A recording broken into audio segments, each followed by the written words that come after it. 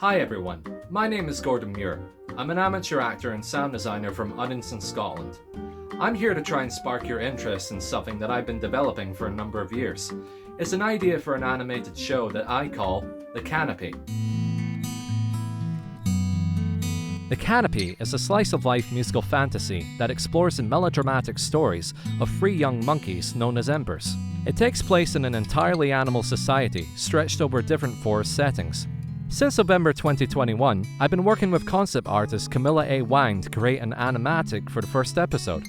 Right now, only the first few minutes are on their way, but it's my desire to produce the entirety of episode 1 as an animatic, complete with actors, sound design, and original songs.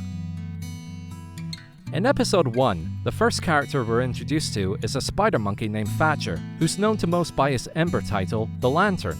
It opens with him telling a story to his unborn sibling before heading off to watch a show at the Finehouse Theatre.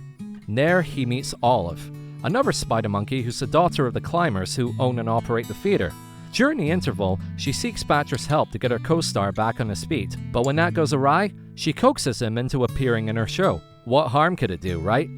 Well, no spoilers, but this has consequences that'll lead us into episode 2 and beyond. We're also given some introduction to Moss, a squirrel monkey who's Olive's co-star.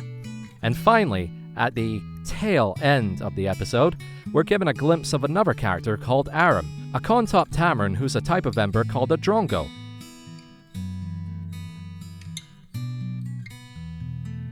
An ember is a monkey with innate abilities handed to them by an old and mysterious force known as Lumen, which will one day call to them like the Grim Reaper. Think of him kind of like the Black Rabbit of Inlay. Thatcher is a type of ember called a lantern. They're able to heal the ailing and produce powerful shouts. Aram is a drongo, the type that's able to understand and communicate with birds. Further into the series, we learn of a third type of ember called the Stone. Every ember has a celebrity status within their community, but because of how long embers have existed and how many there are, each of them lives with only some advantage over the common climber. To give you a clear idea of how that works, imagine if Wolverine cloned himself 100 times, leaving himself with so little to do that he decided to open a pancake house. That's the kind of story that I'm trying to tell. It's not about their powers and the bad guy they use them on.